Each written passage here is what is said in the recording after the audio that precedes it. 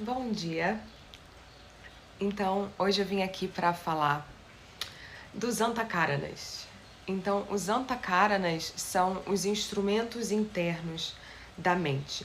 Então, só para a gente se situar, né? Há poucas semanas atrás, algumas semanas, né, eu venho falando dos koshas, que são esses invólucros do ser, que são 5, né? Os koshas, os 5 invólucros do ser. Pancha kosha, pancha significa 5.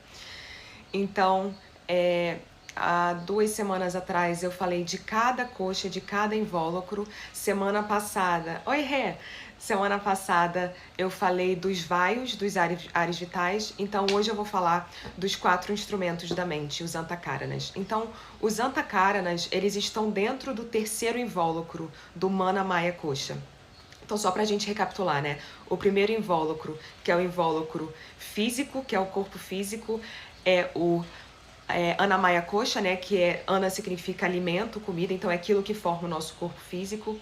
Então, depois do Anamaya Kosha, a gente tem o Pranamaya Kosha, que é esse invólucro de energia, de prana, que falamos semana passada, que envolve os vaios, os ares vitais.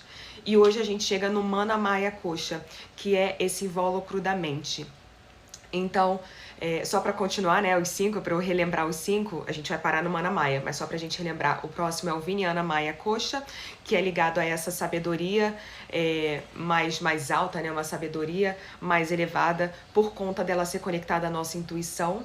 E por último, a gente tem o Ananda Maya Kosha, né, que é essa boa-aventurança, né? Então a gente vai voltar no invólucro que está lá no meio, no invólucro da mente, que é o Mana Maya Kosha. Então Mana significa mente.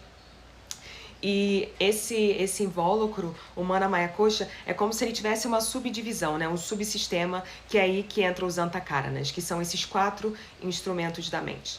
Então é como se fosse uma divisão, que ela não é uma divisão real, né? É uma divisão para que a gente compreenda, para fins didáticos, para a gente compreender melhor esse funcionamento da mente.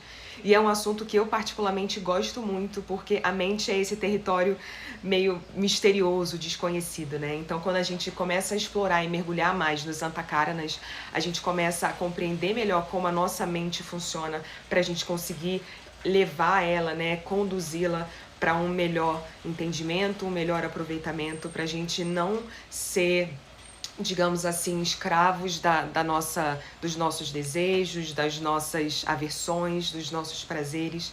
Então, compreender a mente e utilizar a nossa prática também, principalmente, né, no que tange o Mana Maya Kosha, a nossa prática de pranayama e de meditação, que vai trazer essa clareza maior sobre a nossa mente e essa capacidade de moldá-la um pouco melhor. Então, o que são, né, esses antacaranas? Então, são esses 4 instrumentos internos da mente. Então, é como se a gente imaginasse, para fins didáticos, que a mente se divide em 4 quadrantes. Então, imagina um círculo e são 4 quadrantes, né? Então, e depois no final eu vou voltar ao porquê que a gente imagina um círculo com 4 quadrantes. Então, guarda essa informação, lá no final eu vou voltar. Então, só para fins de, se você é uma pessoa mais visual, enxerga um círculo com 4 quadrantes se dividindo nesses 4 espacinhos, né? Então, vou falar do primeiro aspecto, são 4. O primeiro seria Chitta. Então, Chitta é como se fosse esse depósito de memórias, é o depósito de tudo que a gente já viveu na nossa vida. Então, todas as situações que a gente vai vivendo vai sendo guardada nesse depósito de memórias. Muitas a gente não lembra, a gente esquece e vai lá para o que a psicologia chama de o inconsciente, né? Então fica lá, a gente nem lembra mais, nem tem ciência de que aquilo tá lá. E tem algumas que a gente lembra, né? Então, Chitta é esse lugar que vão todas as nossas memórias. Então, é esse depósito de tudo que a gente já viveu. E aí, por ser esse depósito, tá tudo lá. Então, as memórias boas e as memórias nem tão boas assim. Então, a gente tem algo, né? Um parênteses que eu vou abrir para voltar depois no Chitta, né? Pra gente compreender melhor. Então, dentro do Chitta, a gente visualiza o que é chamado de Karma Chakra. Então, é como se fosse uma roda das nossas ações. Karma significa ação. Então, o Karma Chakra é uma roda das nossas ações. E como funciona isso? A gente tem uma ação, o karma, né? A gente pratica uma ação E aí essa ação, ela vai trazer uma impressão, né? Ela vai trazer um resultado, digamos assim. Vai ficar uma marca na gente. Então a gente tem o sanskara, né? O karma vira uma ação, vai trazer uma impressão, sanskara. Então a gente fez alguma coisa, gerou um resultado, um sanskara, uma impressão. Só que se esse sanskara, se essa impressão, essa ação e essa impressão vão se repetindo ao longo do tempo, vai gerando uma impressão mais profunda, vai atingindo camadas mais profundas. E aí esse sanskara vai virar um vasana. Então vasana vira uma tendência, traz esse ar de repetição. Então, por exemplo, para ilustrar isso, né? Se alguém, a gente está crescendo, somos crianças, a gente está crescendo e alguém fala pra gente, você não é bom nisso, a gente está fazendo uma coisa, você não é bom nisso, isso não é legal, isso é feio. E alguém fala isso pra gente. Falou uma vez, beleza, a gente lembra, criança, a gente pode ficar chateado, fica triste, passa uns dias e esqueceu, ou fica lá guardado lá no inconsciente, né, lá nesse depósito de memórias, no Tita, e a vida segue. Então teve a ação, a gente fez alguma coisa, teve essa impressão que ficou, né? Porque alguém falou isso isso que você fez não é legal, não repita isso, isso é feio, ficou essa impressão. Só que se a gente cresce ouvindo isso diversas vezes, sei lá, de família, dos pais, trabalho, escola, isso não é legal, não faça isso é feio, não faça isso, não faça isso. Então, se existe essa repetição, essa impressão, o sanskara, que aconteceu uma vez lá quando a gente era criança, se existe essa repetição por muito tempo, vira uma tendência nossa. Então é como se a gente internalizasse essa voz que fala isso não é legal, isso não é bom, não faça isso, vira uma tendência e atinge camadas mais profundas dentro da gente. Então vira um vasana, vira uma tendência. E essa tendência é aí que entra esse ciclo, né? O karma chakra. Essa tendência, esse vasana, vai influenciar diretamente a nossa ação. E aí gera essa roda, né? Nossa ação vai gerar uma impressão, um sanskara. O sanskara, a impressão, através dessa repetição, vai gerar um vasana, que é uma tendência mais profunda. E aí essas tendências mais profundas, que às vezes a gente nem tem conhecimento, vai agir, vai comandar as nossas ações. Então, muitas vezes a gente fica preso nesse ciclo e muitas vezes a gente não tem nem conhecimento que a gente está nesse ciclo, nesse karma chakra, de ser levado pelos nossas tendências, né? Nossas tendências vão criar desejos, vão criar aversões e isso mantém a gente nesse ciclo.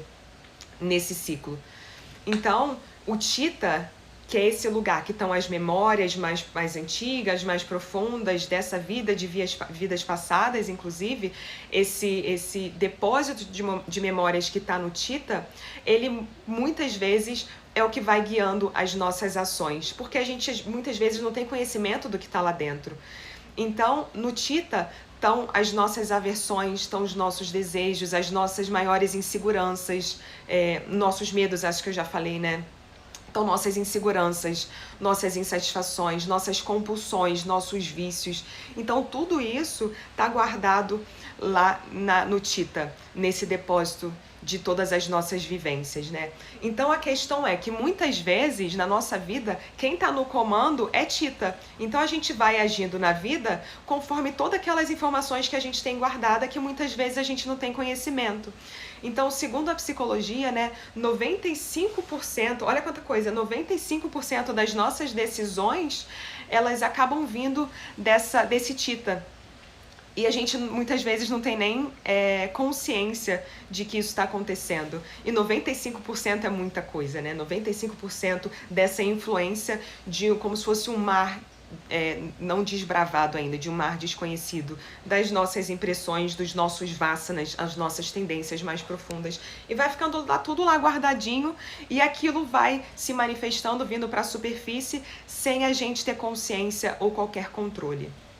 Então, Tita é esse depósito de memórias que inclui, como eu falei, insegurança, medo, vício, todas essas impressões positivas e nem tão positivas. A questão é que a gente não quer que isso esteja na direção da nossa vida, né? A gente não quer que Tita esteja lá no volante dirigindo para onde a gente vai, senão a gente vai ser sempre levado para os nossos medos, a gente vai ser sempre levado para as nossas inseguranças, para os nossos vícios, e aí onde é que está o livre-arbítrio, né?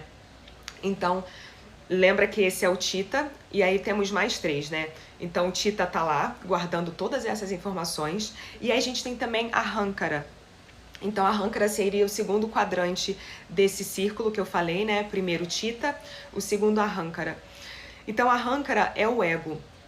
Então é o ego naquele sentido de aquilo que nos dá personalidade, aquilo que nos torna um ente separado de todo o resto. É aquilo que nos traz essa ideia de separação. Eu sou esse ser aqui, aquele é aquele ser, aquilo é uma cadeira, aquilo é uma mesa.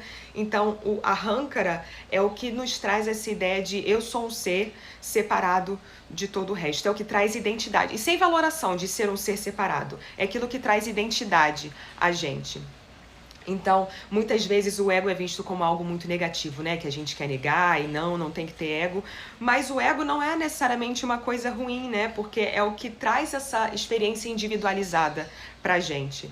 Então, o que a gente não quer é que o ego, né, o Ahankara, seja o que está sentadinho lá no volante, na direção da nossa vida. O ego, né, o Ahankara, é importante para a gente ter essa noção de si, essa noção de eu sou um ser que está interagindo com o mundo, mas ao mesmo tempo não é quem está no poder, né? Porque o ego também, ele é muito ligado aos nossos prazeres e às nossas aversões. Se a gente deixa o ego lá no comando, a gente vai ser sempre levado pelo que nos dá prazer, pelos nossos desejos, e vai ser repelido pelo que nos causa aversão. Então a gente também não quer que o ego seja, que a Ahankara seja quem está no poder, né? O ego tá ali para a gente ter essa distinção do que sou eu e do que é o restante, para a gente conseguir interagir, né, nessa vida material. Então a Ahankara é essa ideia de mim, é a nossa maneira de enxergar a realidade, né? Através dos nossos olhos. E aí, a gente tem o terceiro. Então, tivemos o Tita, que é o depósito das memórias de todas as nossas vivências, não só dessa vida, de vidas anteriores também. E aí, o segundo é o Ahankara, que é o ego. Ego nesse sentido de o que diferencia eu de você, o que diferencia eu de todo o resto. É como se fosse esse limite do físico, não só físico, né, mental também, que nos separa de todo o resto, que nos dá identidade, personalidade. E aí a gente vai para o próximo Antakarana, que é o Manas. Então, Manas é essa parte da nossa mente que está em contato com o mundo externo. Então, quando a gente pensa em Manas, a gente pensa nos nossos sentidos. Então, a visão, o olfato, o paladar, o tato. Então, Manas é a nossa maneira de entrar em contato com o mundo externo, é a nossa maneira de perceber o mundo externo, né? Então, é essa parte mais cognitiva da mente, de pensar, de sentir, de observar, de direcionar para alguma coisa. Então, Manas, ele é aquela parte da mente que capta todas essas informações externas. Então, Manas também pode ser uma armadilha também, né? Porque se a gente deixa Manas, e o Manas, né, essa parte da mente, né, que é conectada com os sentidos, se a gente deixa Manas e Tita, por exemplo, deixa só os dois ali juntos na direção, no volante, o que acontece? A gente vai perceber o mundo externo e aí, trazendo nossos desejos, nossos vícios, vamos usar, por exemplo, um pedaço de bolo. Então a gente lá, criança, come um pedaço de bolo, sabe que é uma delícia, que chocolate é muito gostoso. E aí algumas vezes, né, durante a criação, né, nosso crescimento, a gente foi comendo bolo de chocolate sabendo que era uma delícia. Então já vai virando uma tendência mais profunda, já vai virando um Vassana, digamos assim, que bolo de chocolate, sou viciada em bolo de chocolate. Vamos usar esse exemplo.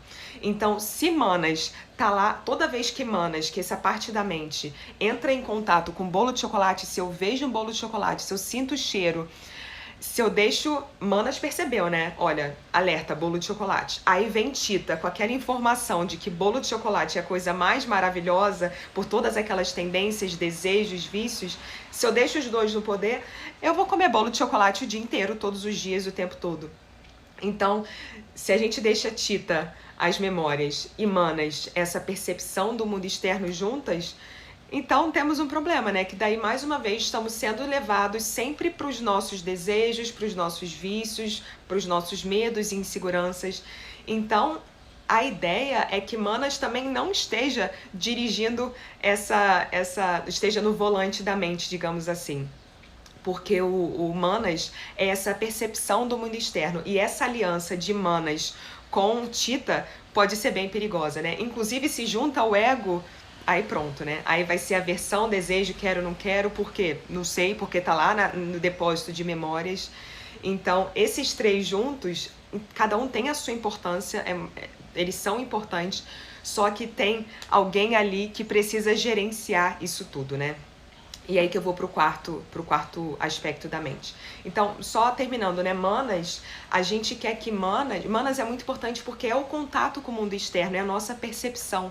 Só que a gente não quer que ele seja, usando uma comparação assim bem emblemática, a gente não quer que a mente, Manas, seja o CEO, digamos assim, o CEO da mente, né? Aquele que toma decisões e tá gerenciando tudo, né? Tá dando ordens. A gente quer que Manas, esse contato com o mundo externo, seja o gerente, digamos assim. Então ele está gerenciando para que lado eu vou, porque dá nosso senso de direção também no mundo, né? Na nossa interação com o mundo externo. Manas é o que percebe tudo. Então, eu tô olhando ali, é para ali que eu vou. Esse senso de onde estou, para onde vou, para onde quero ir. Então, a gente não quer que Manas, a gente quer que Manas perceba, mas que leve essas informações para outro lugar da mente. E não que Manas seja lá sendo CEO, olhei isso, vou para lá. Senti o cheiro disso, quero isso. Ouvi isso, vou para aquele lugar. Então, a gente não quer que os nossos sentidos sejam o que está sempre tomando as decisões pela gente. Então, é aí que vem essa parte da mente, que é bastante importante, né? Que é o Budi. Então, recapitulando. Tita é o depósito de memórias, de informações, de vivências. Aí a gente tem a Ahankara, que é esse senso de identidade, que é o senso da nossa personalidade, que é o que nos divide, nos separa de todo o resto. Aí temos Manas, que é a parte cognitiva da mente, que entra em contato através dos sentidos com o restante do mundo. E aí a gente tem Budi, que é esse quarto quadrante da mente. Então, Budi é essa parte da mente que tem discernimento, que tem uma capacidade de julgamento, de conseguir perceber, pegar as informações de todos os outros quadrantes da mente para que ele possa tomar um direcionamento. Então, é esse aspecto da mente, é o Budi que a gente quer que esteja lá no volante. Então, o Budi, ele vai pegar as informações de todos os outros e ele vai decidir para onde é o melhor lugar para a gente ir, qual a melhor direção para a gente seguir na nossa vida, qual a melhor decisão, em qualquer decisão que a gente toma, né? A gente quer que o Budi esteja lá sentadinho, nos guiando. Então, o Budi é esse bom discernimento, é essa capacidade de enxergar todos os outros quadrantes para tomar uma decisão que nos seja de fato benéfica, que de fato seja benéfica para o nosso ser de uma forma completa, né? Então, o Budi, esse bom discernimento, esse bom julgamento, ele é muito conectado também com a intuição. Então, eu tenho até uma professora que ela fala que Budi é como se fosse uma direção, uma decisão que a gente toma, só que como se a gente não tivesse escolha. Então, é uma consciência que a gente tem, como se não houvesse opção de escolha. E não opção de escolha de, eu preciso seguir para um caminho específico sempre. Mas o sentido de não ter nem escolha, porque quando a gente está conectado com o Budi, com essa intuição, com essa sabedoria, esse bom discernimento, esse bom julgamento, ela fala, né, que a vida vai acontecendo e diversas situações vão aparecendo e várias vezes a gente se vê numa bifurcação, né? Putz, eu vou pro lado direito, vou pro lado esquerdo, eu tomo essa decisão para cá ou para lá. Então, quando a gente está conectado ao Budi, quando a gente está ouvindo a voz do Budi, dessa parte da mente que tem uma consciência, uma atenção, um discernimento mais aflorado, é como se não houvesse nem necessidade de escolha, Porque a gente simplesmente sabe. Budi simplesmente sabe. Não sente essa necessidade de escolher porque a gente sabe qual é o melhor caminho quando a gente está operando a partir do Budi. Então, Budi é quem a gente quer que seja o CEO dessa. Se a mente fosse uma empresa, o Budi seria o CEO, né? Quem está tomando lá todas as decisões. E Manas, a parte dos sentidos, conectada a a coletar as informações do mundo externo, é quem está tomando, nos guiando, né? Então é como se fosse o gerente, digamos assim. Então a gente não quer que Manas, que é essa parte conectada aos sentidos, esteja nos guiando, porque senão a gente está sempre sendo levado de acordo com o que aconteceu, o que está guardado lá no Tita, de acordo com as nossas impressões, os nossos vasanas mais profundos.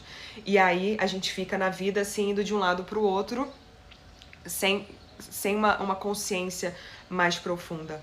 Então, aí tem essa ideia, né? Quando a gente está sendo guiado por algo que não o Budi, seja Tita, seja Ahankara, o ego, seja Manas, nessa mente que tem a percepção dos 5 sentidos, quando a gente está sendo guiado por algo que não seja o Budi, é como se na verdade a gente não tivesse livre-arbítrio, porque a gente está agindo de acordo com tudo aquilo que a gente tem guardado no nosso inconsciente.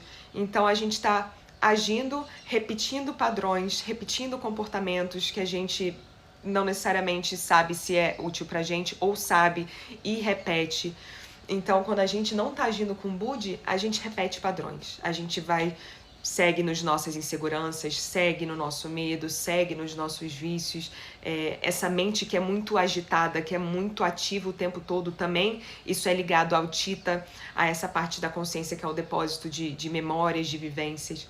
Então a gente quer sempre que Budi esteja lá no comando para que a gente possa de fato ter livre-arbítrio.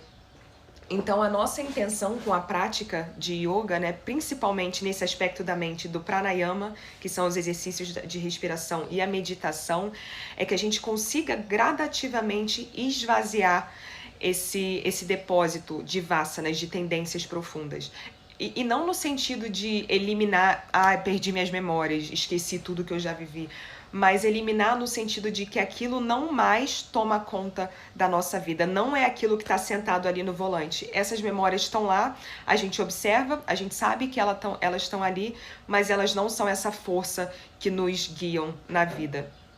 Então, quando a gente está operando a partir do Budi, essa parte da mente que tem uma sabedoria maior, uma sabedoria ligada a uma intuição, a gente consegue ter um discernimento para não agir de acordo com as nossas tendências mais profundas, para que de fato a gente tome decisões a partir de um livre-arbítrio e não de construções que a gente viveu no passado. Então é como se Budi tivesse uma janelinha para o Purusha. Então, Purusha, na filosofia, né, do yoga, é essa consciência pura. É tudo aquilo que é eterno, tudo aquilo que é imutável, tudo aquilo que é atemporal. É Purusha. Então, Purusha é como se Budi tivesse uma janelinha que você pode abrir para ter contato com a fonte, com o absoluto. Então, Budi, essa intuição, essa sabedoria mais elevada, vem dessa conexão com essa força maior, com essa força divina, com Purusha, com tudo que é eterno, tudo que é atemporal, o que não muda. E Prakriti, né, só para lembrar, né, é Purusha e Prakriti, as duas polaridades. Então, Prakriti é tudo aquilo que é temporal, que é temporário, que está sempre mudando, aquilo que não é eterno. Então, seria outra polaridade, né? Então, a gente quer que Budi tenha essa conexão com Purusha. E através da prática, né, como eu falei, dos pranayamas, da meditação, que a gente vai conseguindo desembaçar um pouco mais a mente para que a gente consiga agir, tomar decisões, viver a nossa vida sendo guiado por Budi, por essa parte da mente que tem um discernimento mais aflorado. Essa parte, Budi também é essa parte da mente que observa, que é consciência. Então, Budi é aquilo que experiencia. É aquela parte da mente que consegue observar tudo. Então, até quando a gente está envolvido em alguma emoção muito forte, envolvido em algum momento da nossa vida que talvez não seja exatamente o que a gente queria. Então, essas flutuações da vida, né? Essa montanha-russa que é a vida. Tem momentos que a gente está bem, está feliz, tem momentos que as coisas não estão saindo do jeito que a gente queria, a gente fica mais chateado, mais triste. Então a gente sabe que tem um aspecto ali da mente que é como se desse um passinho para trás e observa. E sabe o que está acontecendo ali, mas sem se envolver exatamente. É uma parte da mente que testemunha tudo, que observa tudo. E essa parte da mente é justamente onde está Budi. Então, Budi é essa parte da mente que é capaz de observar, que é capaz de experienciar sem envolvimento, tendo esse discernimento, né? Tendo esse julgamento mais preciso, mais aflorado. Isso não necessariamente é algo que temos, que tá ali, né? Que, quer dizer, tá ali, só que não necessariamente é algo que a gente tem um contato mais íntimo, uma ligação mais estreita. Então é algo que a gente pode trabalhar, que a gente pode, aquele trabalhinho de como se estivesse pegando uma flanelinha e limpando o vidro para desembaçar, e a gente faz isso através da nossa prática do sadhana, dessa prática espiritual, essa prática do yoga, né? Como eu falei antes, principalmente pranayama e meditação, que vão ajudar, vão ser essa flanelinha, né, que vão ajudar a limpar esse vidro para a gente ter um acesso mais direto ao Budi, a essa mente, essa parte da mente que é intuição, que é sabedoria, que é discernimento, essa parte da mente que toma decisões como se não houvesse outras opções, porque simplesmente sabe, simplesmente existe um caminho, né? Então essa parte da mente que tá lá observando e que faz escolhas, que é ligada ao Purusha, que é ligada à fonte, que faz escolhas que vão ser benéficas ao nosso ser de uma maneira mais profunda. E não decisões que vão satisfazer desejos momentâneos que vão e voltam, né? Esses desejos, lembrando, eles vêm lá das nossas tendências mais profundas, dos nossos vasanas. Então a gente quer sempre que quem tá lá na direção, quem tá lá no volante, seja Budi. A gente quer sempre, cada vez mais, deixar Budi aflorar para que a gente haja a partir de um bom discernimento, né? E faça boas escolhas pra gente. Então, eu vou bater nessa tecla de novo, né? Quando a gente tá com o Budi lá no comando, quando o Budi tá sentadinho no volante, a gente consegue cada vez mais agir a partir de um livre-arbítrio e não ser levado pelas nossas tendências, pelas nossas vivências e tudo que está guardadinho lá naquela caixinha de memórias, né? Então, muitas vezes a gente tem essa falsa ideia de estar tomando decisões na nossa vida a partir de uma liberdade, de um livre-arbítrio. Só que muitas vezes essa ideia, essa noção é falsa, né? Porque, na verdade, quem está tomando essas decisões são os nossos desejos, nossos medos, aquela caixinha de vasanas, de tendências. Então, quanto mais o Budi tá transparente e tá aflorado, mais a gente exerce de fato um livre-arbítrio. E o yoga é muito sobre isso, né? Sobre a gente conseguir ter essa libertação das nossas tendências, dos nossos padrões, para cada vez a gente ter mais clareza mental, para cada vez mais a gente não estar buscando algo do lado de fora, no mundo externo, pra gente aí sim ser feliz, aí sim estar satisfeito. Então a ideia é que a gente consiga se conectar com essa verdadeira essência do nosso ser, e aí que entra Budi, né? Budi é muito importante nesse aspecto, para que a gente possa agir com liberdade, para que a gente possa fazer escolhas com liberdade e não ser levado por toda essa carga que a gente carrega, né? Cada vez mais ir soltando, é como se fosse, então Tita, a gente imagina Tita como uma mochilinha, né, que a gente carrega. A gente já vem com essa mochilinha de vidas anteriores. A gente tá com essa mochilinha, então a gente chega nessa vida aqui e vai colocando mais coisas nessa mochilinha. Então, através da nossa prática, é como se a gente fosse tirando coisas dessa mochilinha e deixando ela de lado. Então é como se a gente fosse esvaziando um pouquinho o peso dessa mochila. Então, através da nossa prática e através do yoga, a gente começa a ter mais liberdade. A gente vai caminhando para moksha, que é essa ideia de libertação, da gente parar de buscar no mundo externo algo que vai nos trazer satisfação, né? Porque se a gente vive dessa forma, né? E não tô falando que é fácil, é um trabalho pra vida mesmo, né? Para às vezes diversas vidas. De cada vez mais e percebendo isso e ter esse entendimento e praticando para ir limpando um pouquinho, né, essa metáfora, né, de limpar o vidro, para que a gente consiga cada vez menos buscar no mundo externo essa satisfação. Porque quando a gente pensa, né, a gente faz muito isso de tipo, quando aquilo acontecer, aí sim eu vou estar satisfeito, aí sim eu vou estar feliz. Quando eu fizer aquela viagem para não sei aonde, aí sim vai ser legal, aí sim eu vou ficar feliz. Quando eu, sei lá, quando eu tiver num relacionamento, aí sim eu vou ser feliz. Quando eu fizer aquela tatuagem, cara, aí a vida vai estar maravilhosa. Quando eu tiver o último modelo de celular, aí sim eu vou estar feliz. Vai ficar gravada sim. Vai ficar gravada a live sim.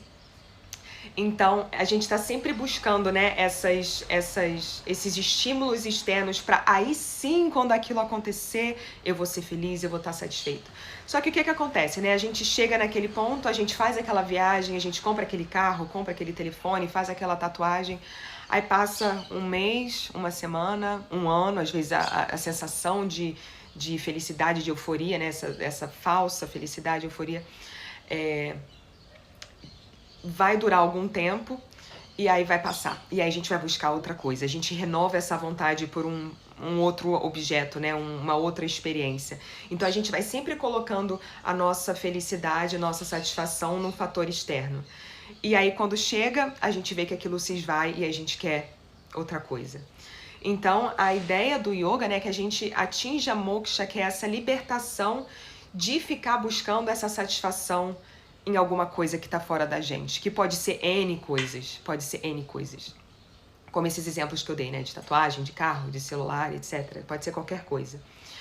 Então, cada vez mais, e quando a gente se conecta com o Budi, com esse aspecto mais elevado da nossa consciência, a gente vai conseguindo perceber que tudo que a gente precisa tá nesse mundo interno. A gente não precisa entregar a nossa satisfação, a nossa existência, nossa sensação de estar satisfeito nessa vivência aqui, nessa vida, para outras pessoas, para outros objetos, para outras coisas, para outras experiências. A gente consegue perceber isso e vivenciar isso dentro da gente.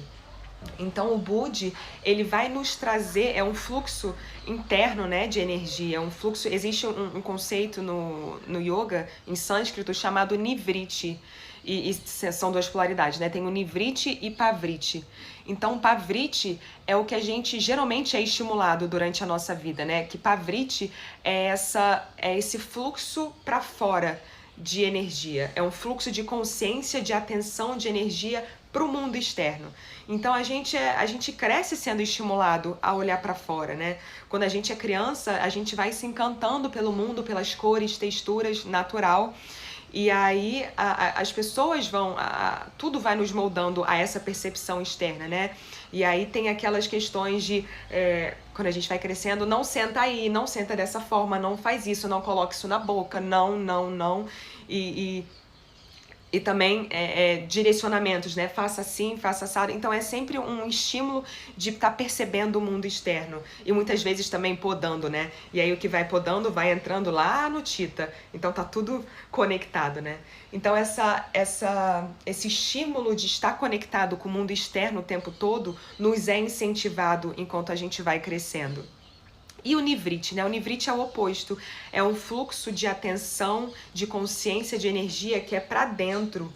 E aí a gente não é tão estimulado assim. Muitas pessoas são, e isso é incrível, né? Crescer com essa noção de quem somos, de olhar para dentro, de se compreender quem somos, quais são os sentimentos que a gente sente, quais são as emoções que a gente desenvolve. Então trazer essa atenção para dentro é muito positivo para a gente começar a se compreender melhor, que é essa jornada de autoconhecimento, né? De se compreender e perceber camadas mais profundas do nosso ser cada vez mais. Então temos essas duas polaridades, né? Pavriti, que é para fora, e Nivriti, que é para dentro. Então é muito importante a gente estimular em crianças e em nós mesmos, né? Principalmente na gente mesmo, que daí a gente vai externalizar para o mundo quem a gente é. Então a gente cultivar em nós mesmos esse fluxo de atenção, de consciência para dentro. E aí a gente se afasta um pouco mais do mundo externo para a gente se compreender. Então é claro que a gente não está negando nenhum nem outro, então não é uma questão de que para Vriti seja algo negativo, não, porque a gente está nessa vida material, precisamos interagir com o mundo externo, mas de existir um equilíbrio maior. Eu acho que a a maneira que esses tempos, essa sociedade se caminha, tem muito do pravriti, né? De estar voltado para fora, de estar voltado para tudo que é estímulo. Quando a gente quer ter um equilíbrio maior com esse fluxo para dentro. Então, alimentar o nivriti, o fluxo para dentro, é muito importante.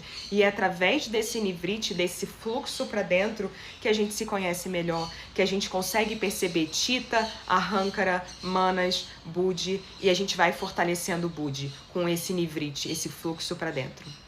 E aí, mais uma vez, né, a nossa prática, o sadhana, consegue ir lentamente, né? Então vem muito da repetição, da consistência, né? Não é, eu vou fazer meu pranayama, minha meditação uma vez no mês aqui para aumentar o meu nivriti e para conseguir ter mais contato com o meu buddhi. Não, o sadhana tem a questão da repetição, da consistência, da regularidade, né? Então, a gente quer que a nossa prática seja essa raiz, essa base, essa firmeza para a gente conseguir cada vez mais ter contato com o nosso Buddhi e deixar que ele esteja um pouquinho mais na frente, conduzindo o nosso ser, né? Então, quando a gente consegue que Buddhi atinja a sua máxima manifestação, tem um nome, né, em sânscrito chamado Vivekakayati, que é quando a gente está com um discernimento que é inabalável. É inabalável. Então é aquela sensação que eu falei lá um pouco mais pra frente, né? De que quando a gente tá num momento da vida que parece que é uma bifurcação, é como se nem viesse essa sensação de bifurcação, porque a gente simplesmente sabe, é um discernimento tão bem enraizado, tão fortalecido, tão assim, indissolúvel, que a gente simplesmente sabe. Então, quando esse Buddhi está bem fortalecido, quando a gente está bem conectado com o Buddhi, é que vem esse conceito, né, do Vivekakayati. Então, fortalecer Buddhi é algo muito importante que a gente faz a partir do nosso sadhana. E mais ainda, né, além do sadhana, é aquele conceito do abhyasa.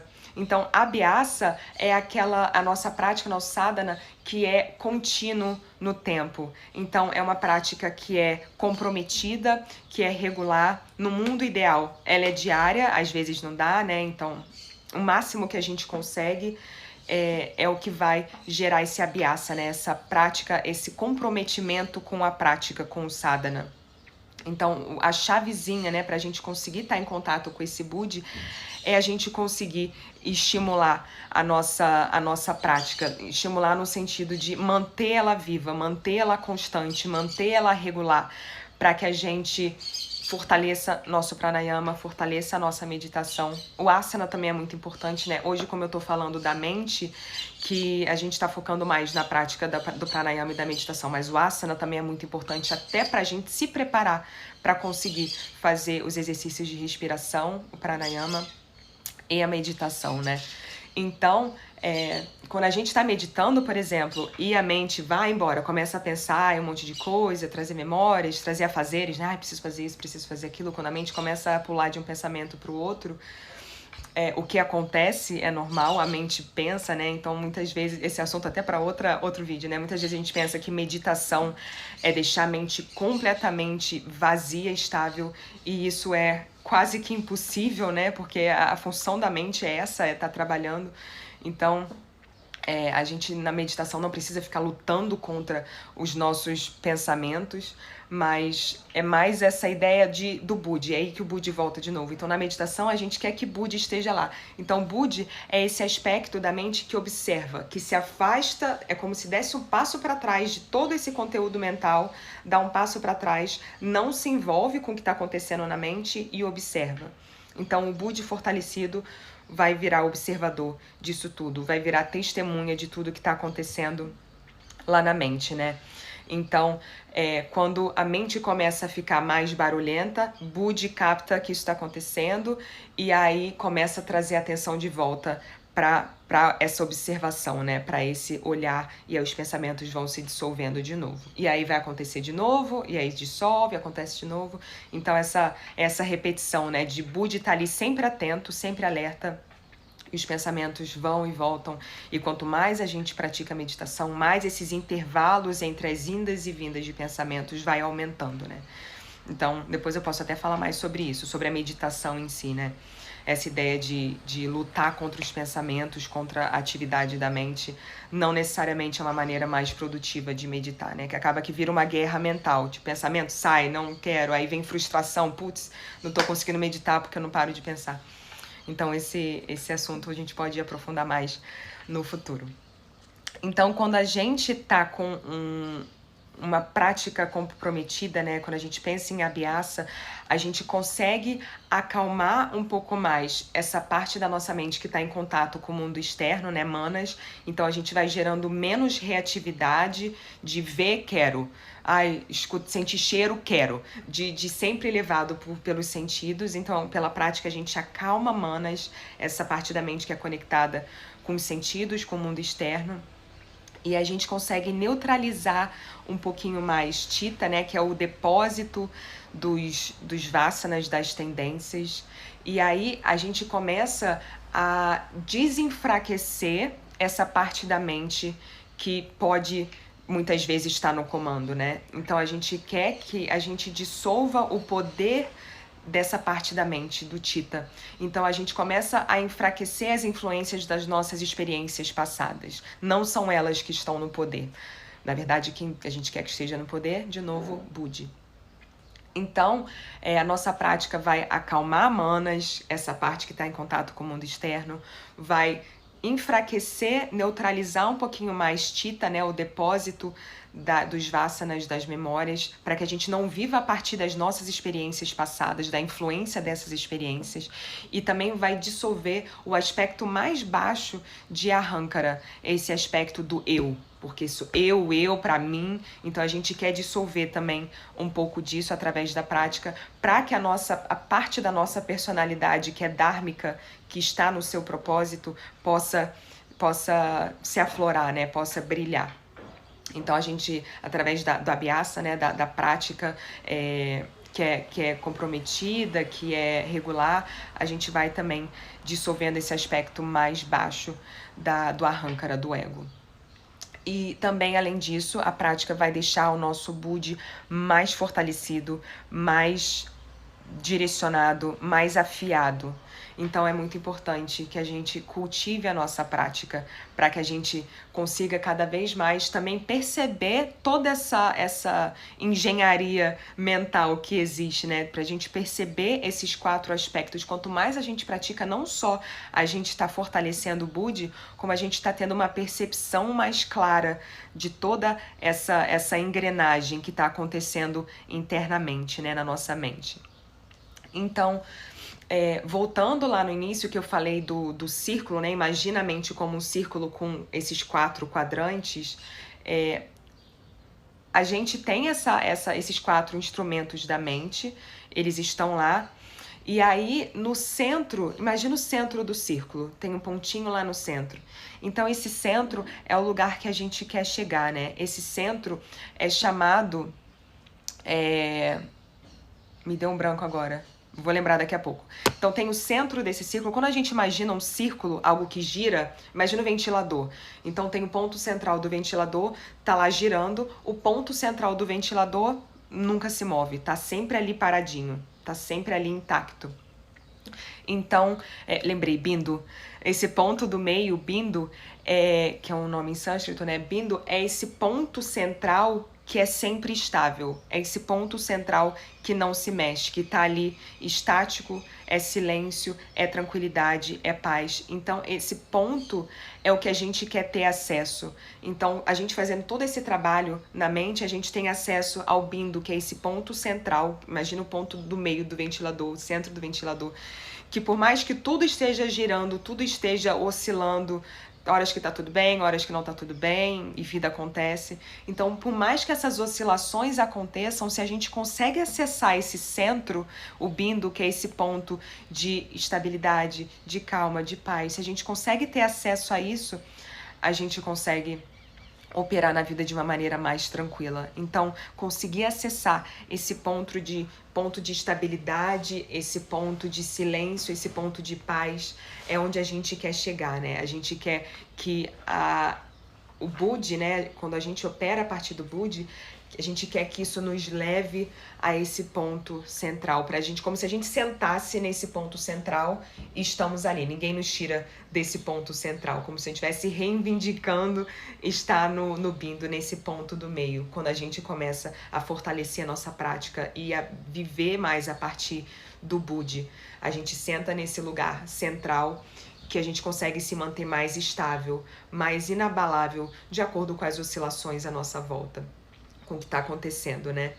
E aí, esse Bindo, né, esse ponto, é um ponto estável, ponto de estabilidade, ele também nos remete a Bhumi Sparsha, que é até um conceito do budismo, né, que Buda ensinou pra gente, né, essa estabilidade de estar ali, de estar firme, estar assentado em si mesmo, de cultivar, criar essa estabilidade que é inabalável, que por mais que as coisas estejam desabando, a gente ainda tem uma capacidade de acessar esse ponto central.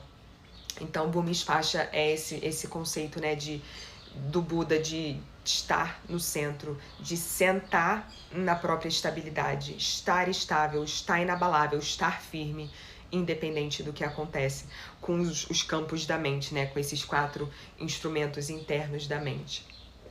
Então, a intenção toda da prática, um dos objetivos do yoga é que a gente vá limpando, desanuviando as partes da mente para que Budi, o CEO da mente, digamos assim, Budi possa aflorar, a gente tenha um maior discernimento, um julgamento, que a gente consiga acessar essa parte da mente que observa, que não se envolve com o restante, né? Ela é observadora, ela é ligada à intuição, ela é ligada a uma sabedoria mais elevada, que vai nos levar a gente conseguir sentar no centro desse círculo e operar sempre com estabilidade, com tranquilidade, estar conectado com essa paz interna, com esse silêncio interno. Então, lembrando de manter um lembrete final, né? Agora que a gente está caminhando para o final, de lembrar de sempre alimentar a nossa prática. A vida às vezes fica super cheia, né? Muitas coisas acontecendo e falta tempo para muita coisa. Mas mesmo de sentar e pensar o que é prioridade, né? Como que eu posso me cuidar, como que eu posso dar atenção a mim, ao meu ser, a me compreender melhor, pra gente sair desses ciclos, né? O ciclo que eu falei lá no início, o Karma Chakra, esse ciclo de agiu, né? Karma, criou uma tendência, criou uma impressão, sanskara, e esse sanskara criou uma tendência, um Vassana mais profundo. Aí o Vassana vai fazer, é a partir do Vassana, muitas vezes, que a gente age de novo, a partir das nossas tendências, nossas impressões, que vão guiar as nossas ações. Então a gente quer quebrar esse ciclo do Karma Chakra, para que a gente possa ter liberdade de fato, para que a gente possa de fato agir com o nosso livre-arbítrio. Então, observar a mente, pranayama, meditação, vão fortalecer essa capacidade de quebrar esse ciclo e de agir de acordo com essa janelinha que a gente abre pro Purusha, para essa fonte de tudo, né? A força divina, o que é eterno, o que não muda com o tempo, o que é permanente. Então, estou aqui incentivando a prática, né? O sadhana, para que vire a Abhyanga, né? Para que vire... Abhyanga não, Abhyasa. Olha, eu confundindo com a Ayurveda. O Abhyasa, que é essa prática constante, consolidada, regular, que está sempre ali presente. Então, vamos praticar. Se você tiver alguma dúvida, fica à vontade para mandar mensagem, para mandar um comentário. E nos vemos na próxima. Agradeço muito a presença. Um beijo e namastê. Muito obrigada.